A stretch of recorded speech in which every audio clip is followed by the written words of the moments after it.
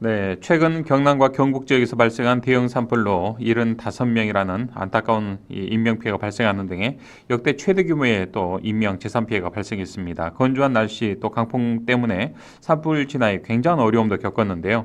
지난 주말 어렵게 정말 어렵사리 진화가 됐습니다. 자, 이번 산불은 산불이 이른바 도깨비불이라고 불릴 정도로 전례 없이 빠른 속도로 확산됐는데요. 이 산불 피해가 커진 배경에는 초동 진화와 컨트롤 타워 부재 문제가 지적되고 있습니다. 자, 그래서 오늘 이슈판에서는 광주대학교 일반대학원 방재안전학과 송창은 교수님을 직접 모시고 대형 산불의 피해 상황, 현재까지 드러난 문제점 무엇이고 앞으로 어떻게 대비하면 좋을지에 대한 견해 들어보겠습니다. 송창은 교수님 직접 나오셨습니다. 교수님 안녕하십니까? 예, 안녕하십니까? 요즘에 이 재난 상황인지라 교수님께서 굉장히 좀 매스컴에 많이 또 나오셔서 이런저런 또 조언해 주시는데 어떻게 지내십니까? 아주 뭐 지금 행정안전부나 또 내일은 또 국토교통부 뭐 이렇게 여기 여러 기관에 중앙부처나 지자체에 자문을 많이 하고 있습니다. 그렇죠. 또 언론 인터뷰도 많이 하고 그러니까요, 있고. 그러니까요. 지금 굉장히 바쁘신데 또 사안의 중요성을 감안해서 직접 또 나오셨는데 다시 한번 감사드립니다, 교수님. 예.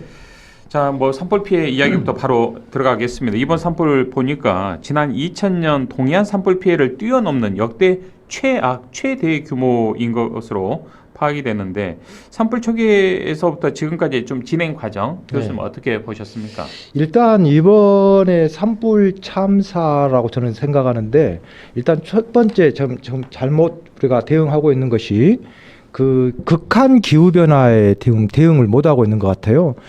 과거에는 봄비가 많이 내렸지만 지금은 극한 기후 때문에 봄비가 많이 안 내리고 있습니다. 그래서 굉장히 가물고 있고 또 두 번째는 편서풍이 항상 이 봄에 많이 부는데 요즘에 바람이 좀 세지고 있습니다. 극한 기후 때문에. 거기다가 이제 우리가 산불에 3요소가 있는데 가뭄이 들어야 되고 그 다음에 바람이 적당히 불어야 되고 그 다음에 불쏘시개가 되는 낙엽이 많아야 되는데 지금 지리산이라든가 동해 쪽에 영남이라든가 이쪽에 보면 거의 사람 키만큼의 낙엽이 지금 쌓여 있거든요. 그렇기 때문에 불이 꺼졌다라고 하더라도 다시 또 재발화가 되는 이런 상황입니다. 그래서 지금 특히나 이번 같은 경우에 이제 거의 대부분 인재인데 우리가 실화로 저희들이 대부분 추정이 됩니다. 그러겠죠. 그래서 경남 산청 또 경북 의성 울산 울주군, 안동시, 청송군, 또 영덕군,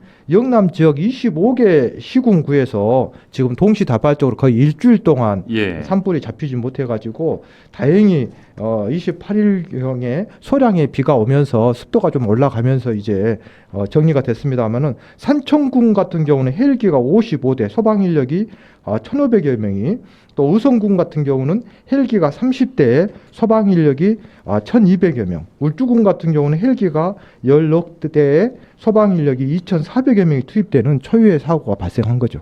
그러니까요. 자, 그래서 이번 정말 최대 산불로 인해서 인명 재산 피해도 굉장히 많았고 많은 주민들이 현재도 집으로 돌아가지 못한 채 이재민 생활을 하고 계시는데 지금까지 좀 피해 규모 교수님 어느 정도 좀 파악하고 계시는지요?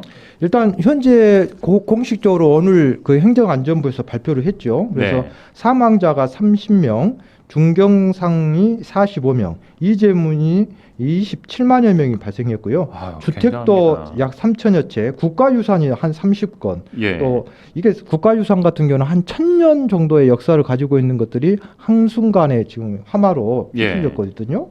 또 농업시설도 한 2천여 건이 발생했고 전체적으로 여의도 면적이 한 160배, 약 한 4만 8천여 헥타르니까 서울시가 25개 구청 면적에 약 한 20여 개 되니까 전체 서울시 면적이 한 80%가 이번에 소실됐다 이렇게 보시면 되겠습니다. 저는 이제 이번 산불 이 사고로 가장 큰 문제가 산불을 잘 하는 것도 중요하지만 인명 피해가 이렇게 많아서는 안 되거든요. 그런데 특히나 이제 우리가 괄목해야 할 부분이 이게 지금 30명의 사상자가 발생했는데 대부분이 예. 어르신들이 이게 많이 사망을 했습니다. 그러니까 재난이 생겼었을 때 안전약자인 어린이나 노약자나 장애인이나 여성이나 외국인을 저희들은 안전약자라고 하는데 항상 피해가 이 안전약자에서 많이 발생합니다. 똑같은 재난이어도. 네. 우리 얼마 전에 이태원 참사 같은 경우도 어땠습니까? 여성과 외국인들이 많은 피해를 입었거든요. 네. 그러니까 사회 안전 시스템이 그러한 핸디캡을 갖고 있는 안전 약자인 어르신들을 어떻게 케어를 할 것인가에 대해서 이런 재난 시에 정말 이렇게 심하게 대응해도 되나, 이렇게 대비해도 되나 싶을 정도로 작동이 되어줘야 되는데 네. 이번에 이런 것들을 보면 그냥 후진국형 재난관리 시스템을 보고 있는 것 같아서 굉장히 가슴이 아팠죠.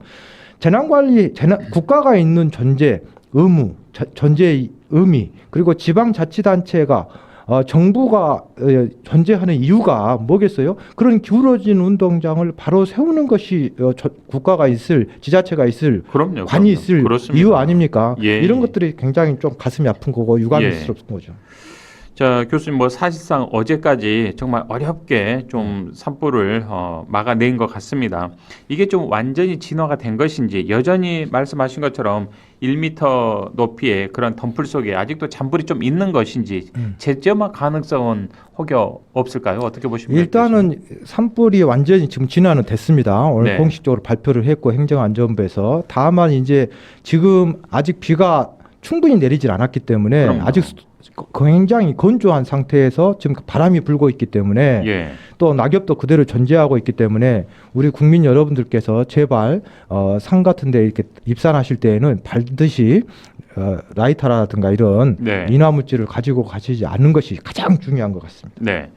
자, 교수님 또 이번 산불이 이른바 도깨비 불이라고 해서 막 이렇게 잔 불이 막 몇백 미터 심지어는 그렇게 날아가서 또 옮겨붙는 이런 것들을 직접 좀 우리 국민들께서 보셨는데 이 강풍과 날씨가 또 확산 요인이긴 해도 인명 피해가 커진 배경에는 이른바 초동 진화 실패 문제점이 좀 지적이 되고 있습니다. 교수님께는 방재 전문가로서 이 상황 어떻게 보십니까? 저희들이 재난을 얘기할 때 몇 가지가 있어요. 그러니까 재난이 생기고 나서 이번에 사고처럼 점점 더 시리어스 심각해지는 재난이 있고 예. 재난이 생기자마자 종료가 되는 세월호 참사라든가 이런 것들은 무한 참사라든가 생기자마자 바로 이제 멈춰버렸잖아요. 그래서 예. 더 이상 이 재난이 더 심각해지지 피해는 않는 많았습니다만. 예, 예. 또 자기 스스로 또 없어지는 재난이 있고 여러 가지 재난 유형이 있는데 예. 이번 참사 같은 경우는 이번 산불 같은 경우에는 생기고 나서 초기 대응이 그만큼 중요하거든요. 초기에 진화를 못하면 점점 더 심각해지는. 네. 미국 같은 경우에는 산불이 발생하지 않습니까? 우리는 지금 일주일 만에 그래도 잡아서 다행인데 미국 같은 경우는 한 번 산불 나면은 한 2달 정도 그렇더라고요. 진화가 안 되어 버립니다. 예, 예. 그래서 잘 아시다시피 언론에도 나왔습니다만 얼마 전에 하와이가 초토화가 되기도 하고 그 다음에 LA에 유명한 스포츠 스타나 할리우드 스타가 있던 대저택이 뭐 소실되기도 LA 하고요. 수백억짜리 그렇죠. 그 저택들이 이렇게 화재가 나는 것을 그야말로 눈으로 보고만 있지 뭐 대응을 못하는 예. 그런 상황인데 초기 대응이 그만큼 중요하거든요. 이번에 저는 저희들이 재난 자원을 4M이라고 합니다. 4M. 예, 맨, 머테리얼, 머신, 머니라고 하는데 죄송합니다. 영어를 써서. 예. 그러니까 사람 인력이 중요하고 그 다음에 장비와 자재와 재난 예산 돈이 유기적으로 움직여줘야 되는데 그 중에서 제일 중요한 것이 사람입니다. 네. 사람들이 지금 충분히 대응을 해줘야 되는데 지금 언론이나 지금 한 번도 안 했지만 오늘 이 방송국에서 처음 얘기한 거지만 사실은 저희들이 재난 이런 산불이 발생했을 때 군의 역할이 굉장히 중요하고 예. 민방위나 예비군 동원령이 내리게 돼 있거든요. 현행법상. 예. 과거에는 민방위법이나 예비군의 동원령이 적의 북한의 침투라든가 국지적인 도발이라든가 간첩이 출몰했었을 때 예비군이라든가 민방위 동원령이 내리게 돼 있지만 지금은 이런 자연재난, 사회재난에 대응하게 돼 있거든요. 예. 그런데 지금 그걸 안 하고 있잖아요. 전국에 저희들이 예비군이 약 한 230만 명 정도 됩니다. 거의 인천광역시 인구 정도 되는데 이런 정예 요원들이 좀 활동을 하고 또 군도 역할을 좀 해줘야 되는데 예.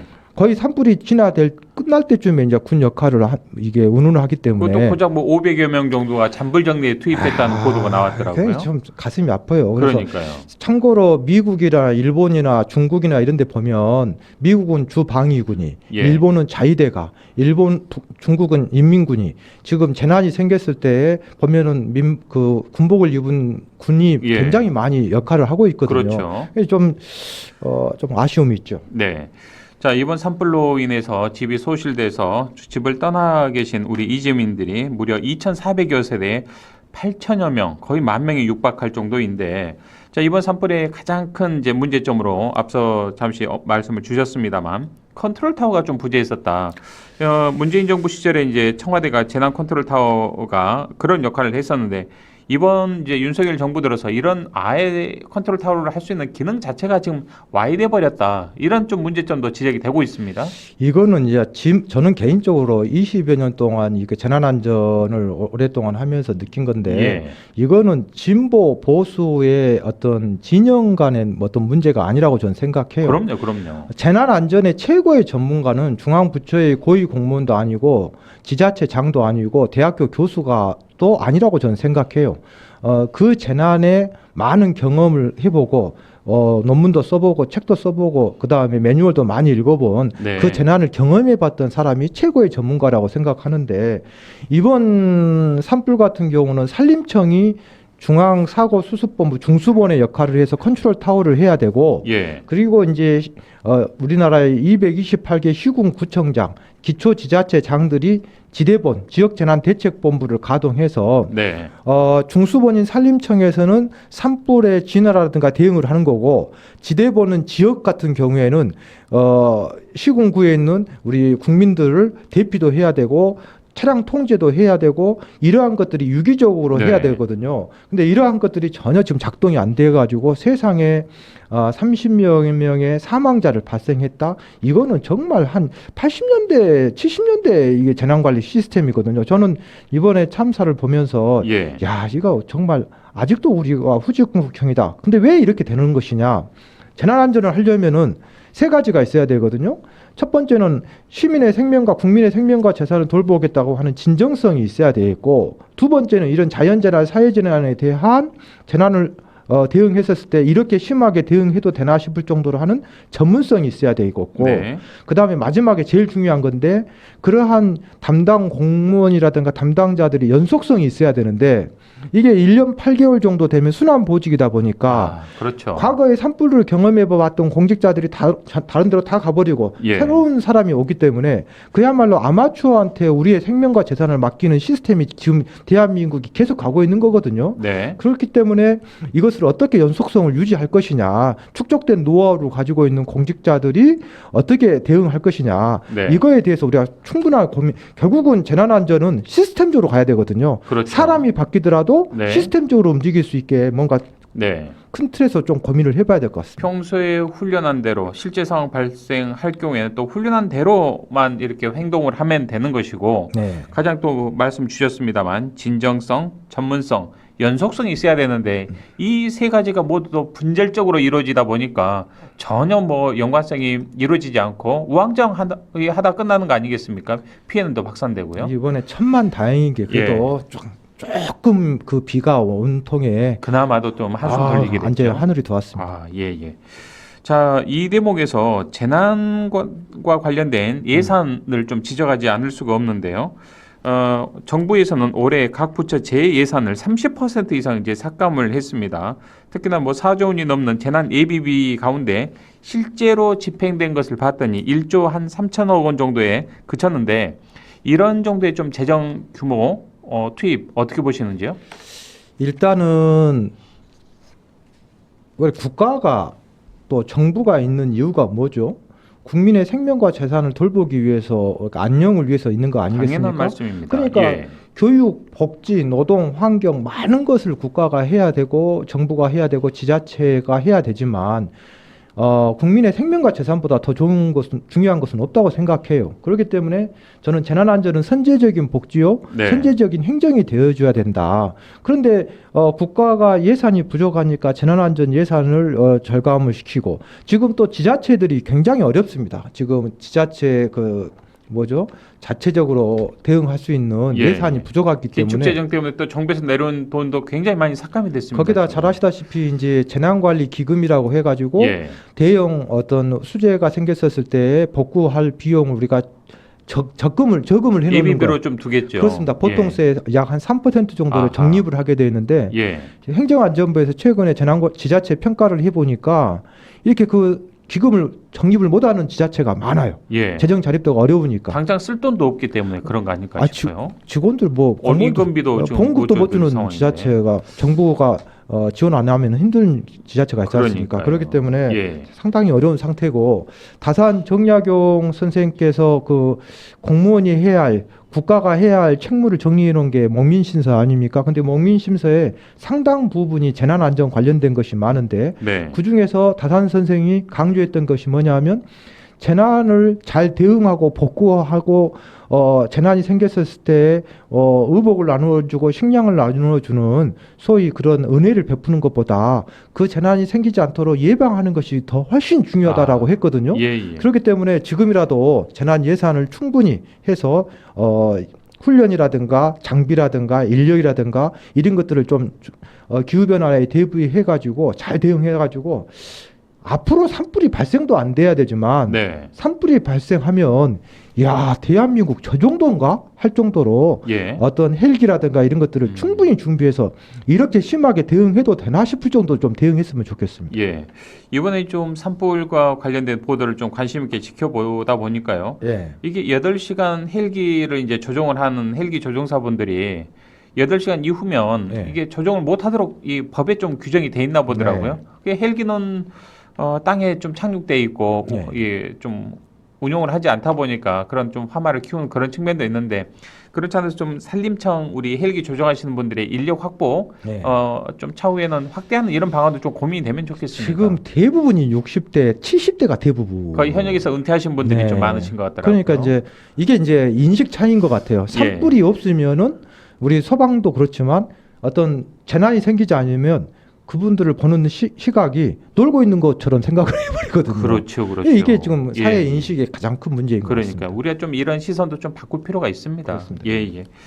자, 문제는 이제 예산이라는 게 좀 공통된 화두가 되고 있는데, 자, 문제는 이제 더불어민주당 이재명 대표가 이런 이야기를 했더라고요. 예산 뭐 지금 충분하다. 지금 산불 대책에 사용할 수 있는 국가 예비비로만도 무려 4조 8,700여 원이 있는데 이게 무슨 예산이 부족하다는 예산 부족 타령이냐라고 강하게 지금 질책을 했는데 문제는 말씀하신 것처럼 진정성에 대한 말씀 주셨는데 최소한의 인간성을 회복해야 된다라는 이야기를 하더라고요. 동의하십니까, 교수님? 그 워딩 굉장히 저는 좋게 봤는데 예, 예. 저희들이 대학원에서 수업할 때 재난 안전을 왜 하는가, 왜 교육하고 왜 이걸 하느냐, 법을 왜 만들고 네. 재난 안전의 궁극적인 목적은 저는 인간의 휴머니즘이 인본주의, 예. 어떤 홍익인간 이런 것에서부터 시작한다라고 저희들이 항상 강조를 하고 있는데 예. 그 워딩을 쓰길래 깜짝 놀랐습니다. 그렇군요.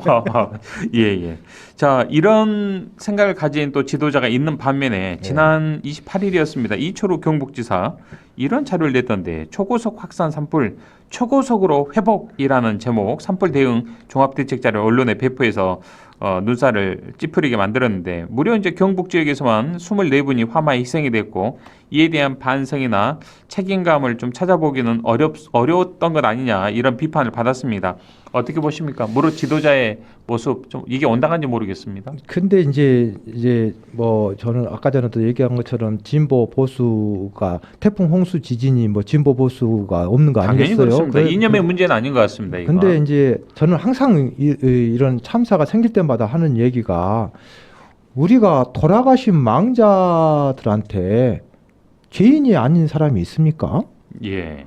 뭐 5천만 국민이 전부 다 죄인으로 우리 과거에 어렸을 때 우리 동네에 상당하면 그야말로 옆집 동네 모든 분들이 와가지고 망자한테 전부 다 죄인인 것처럼 이렇게 했지 않습니까?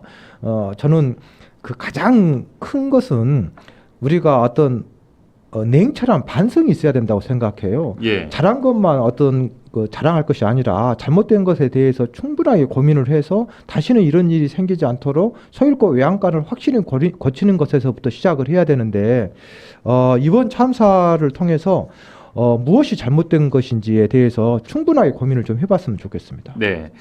자, 이제 뭐 산불 피해와 또 다시 피해에 대한 복구가 가장 큰 화두가 되지 않을까 싶은데요. 네. 교수님, 앞으로 어떤 정부 차원의 지원, 대책이 필요하다고 보시는지요? 일단은 지금 제일 급한 것이 이 27만여 명의 피해 지역의 도민들이 지금 문제가 되지 않습니까? 예. 그렇기 때문에 1인당 지금 현재 정부에서 30만 원의 긴급 재난 지원금을 지급하기로 했고요.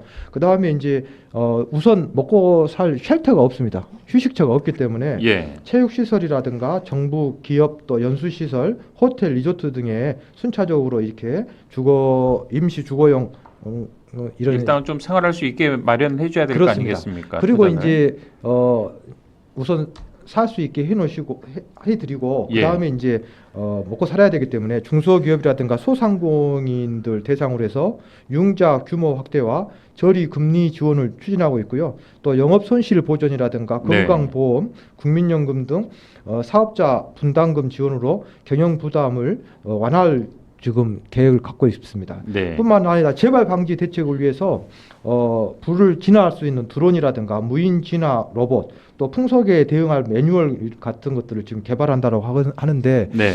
저는 지금 제일 큰 문제가 인도를 좀 이번 기회에 임도. 예.